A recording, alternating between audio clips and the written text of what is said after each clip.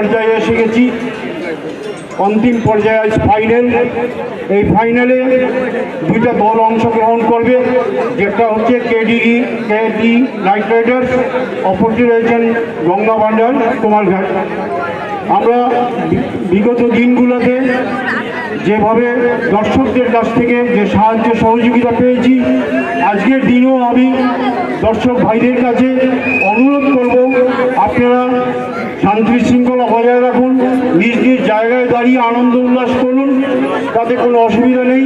প্লেয়াররা যাতে ভালোভাবে খেলতে পারে, আপনারা যাতে সেই আনন্দটাকে উপভোগ করতে পারেন, এই বলে আমি আমার বক্তব্য এখানে শেষ করছি। ধন্যবাদ সবাইকে।